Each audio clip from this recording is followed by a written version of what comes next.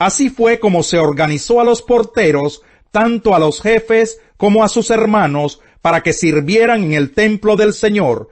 El cuidado de cada puerta se asignó echando suertes entre las familias, sin hacer distinción entre menores y mayores.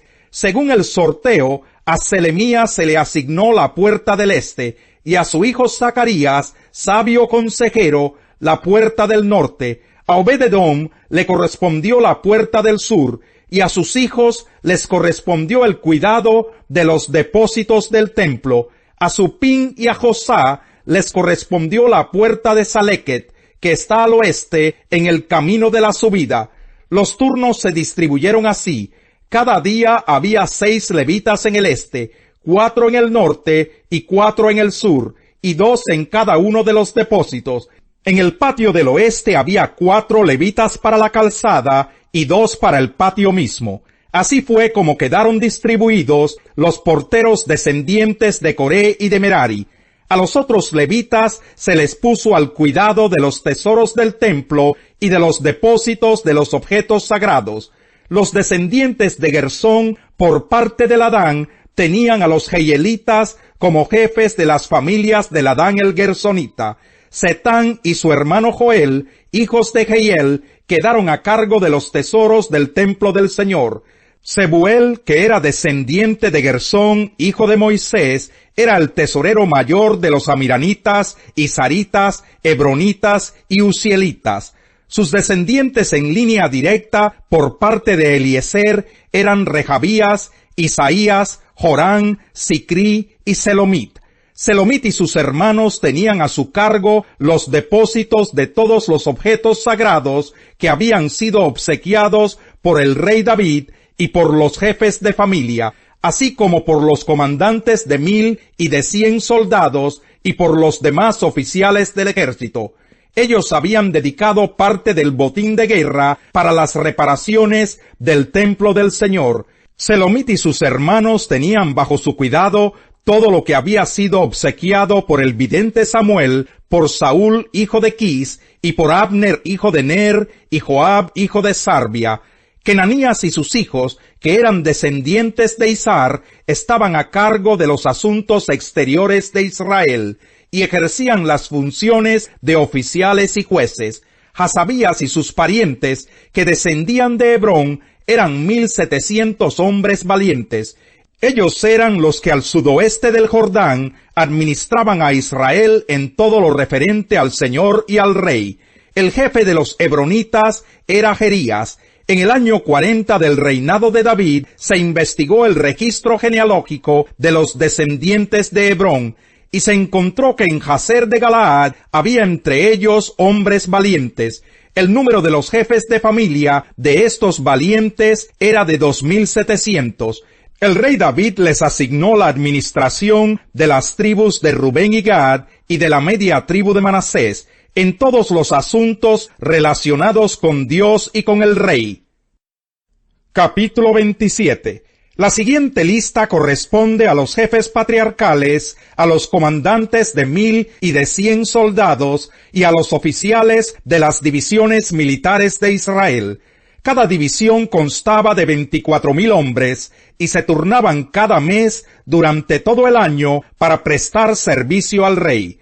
Al frente de la primera división de 24,000 hombres, la cual prestaba su servicio en el primer mes, estaba Yasobeán, hijo de Sabdiel, descendiente de Fares. Él era el jefe de todos los oficiales del ejército que hacían su turno en el primer mes. Al frente de la segunda división de 24,000, que prestaba su servicio en el segundo mes, estaba Dodai el Ajojita. El jefe de esa división era Miclot. La tercera división de 24,000, asignada para el tercer mes, tenía como jefe a Benaías, hijo del sumo sacerdote Joyadá.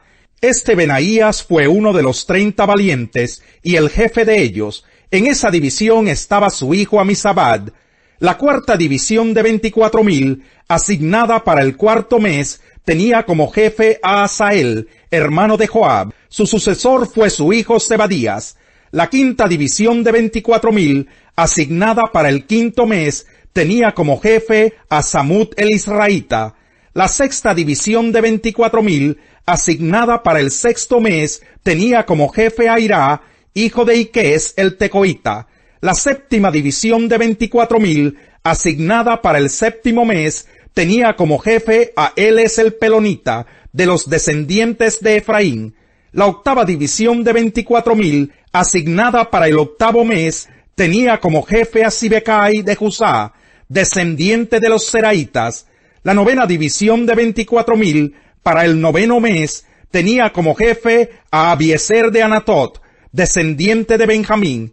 La décima división de 24,000, asignada para el décimo mes, tenía como jefe a Marai de Netofa, descendiente de los Seraitas.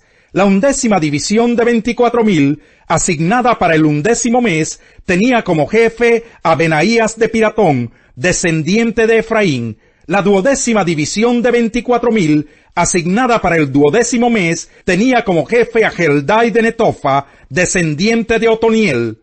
Los siguientes fueron los jefes de las tribus de Israel: de Rubén, Eliezer, hijo de Sicri; de Simeón, Cefatías, hijo de Macá; de Leví, Hasabías, hijo de Kemuel; de Aarón, Sadoc; de Judá, Eliú, hermano de David; de Isaacar, Omri, hijo de Micael; de Zabulón, Ismaías, hijo de Abdías; de Neftalí, Jerimot, hijo de Asriel; de Efraín, Oseas, hijo de Asasías; de la media tribu de Manasés, Joel, hijo de Pedaías; de la otra media tribu de Manasés, que estaba en Galaad, Idó, hijo de Zacarías; de Benjamín, Jasiel, hijo de Abner; de Dan, Azarel, hijo de Jeroán.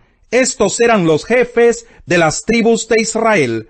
David no censó a los hombres que tenían menos de 20 años, porque el Señor había prometido que haría a Israel tan numeroso como las estrellas del cielo. Joab, hijo de Sarbia, comenzó a hacer el censo, pero no lo terminó porque eso desató la ira de Dios sobre Israel. Por eso no quedó registrado el número en las crónicas del rey David. El encargado de los tesoros del rey era Asmabet, hijo de Adiel.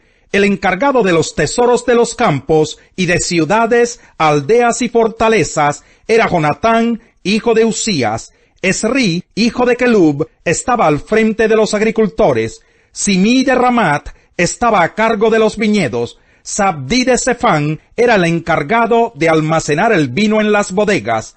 Baal Hanán de Geder estaba a cargo de los olivares y de los bosques de sicómoros de la Cefelá. Joás tenía a su cargo los depósitos de aceite. Sitrai de Sarón estaba a cargo del ganado que pastaba en Sarón. Safat, hijo de Adlai, estaba a cargo del ganado de los valles. Obil el Ismaelita era el encargado de los camellos. Jeedías de Meronot era el encargado de las burras. Jasís el Agareno era el encargado de las ovejas. Todos estos eran los que administraban los bienes del rey. Jonatán, tío de David, escriba inteligente, era consejero del rey. Jehiel, hijo de Jacmoní, cuidaba a los príncipes. Agitofel era otro consejero del rey. Usai el arquita era hombre de confianza del rey. A Agitofel lo sucedieron Joyadá, hijo de Benaías, y Abiatar. Joab era el jefe del ejército real. En efecto, no fue mediante la ley como Abraham y su descendencia recibieron la promesa de que él sería heredero del mundo, sino mediante la fe, la cual se le tomó en cuenta como justicia. Porque si los que viven por la ley fueran los herederos, entonces la fe no tendría ya ningún valor y la promesa no serviría de nada. La ley, en efecto, acarrea castigo, pero donde no hay ley, tampoco hay transgresión. Por eso la promesa viene por la fe, a fin de que por la gracia quede garantizada para toda la descendencia de Abraham. Esta promesa no es sólo para los que son de la ley, sino para los que son también de la fe de Abraham, quien es el Padre que tenemos en común delante de Dios, tal como está escrito: te he confirmado como Padre de muchas naciones. Así que Abraham creyó en el Dios que da vida a los muertos y que llama las cosas que no son como si ya existieran. Contra toda esperanza, Abraham creyó y esperó, y de este modo llegó a ser padre de muchas naciones, tal como se le había dicho: así de numerosa será tu descendencia. Su fe no flaqueó, aunque reconocía que su cuerpo estaba como muerto, pues ya tenía unos 100 años y que también estaba muerta la matriz de Sara. Ante la promesa de Dios, no vaciló como un incrédulo, sino que se reafirmó en su fe y dio gloria a Dios, plenamente convencido de que Dios tenía poder para cumplir lo que había prometido. Por eso se le tomó en cuenta su fe como justicia, y esto de que se le tomó en cuenta no se escribió solo para Abraham, sino también para nosotros. Dios tomará en cuenta nuestra fe como justicia, pues creemos en aquel que levantó de entre los muertos a Jesús nuestro Señor. Él fue entregado a la muerte por nuestros pecados y resucitó para nuestra justificación. Capítulo 5. En consecuencia, ya que hemos sido justificados mediante la fe, tenemos paz con Dios por medio de nuestro Señor Jesucristo. También por medio de Él y mediante la fe, tenemos acceso a esta gracia en la cual nos mantenemos firmes. Así que nos regocijamos en la esperanza de alcanzar la gloria de Dios. Y no solo en esto, sino también en nuestros sufrimientos, porque sabemos que el sufrimiento produce perseverancia, la perseverancia entereza de carácter, y la entereza de carácter esperanza. Y esta esperanza no nos defrauda, porque Dios ha derramado su amor en nuestro corazón por el Espíritu Santo que nos ha dado. Salmo 14.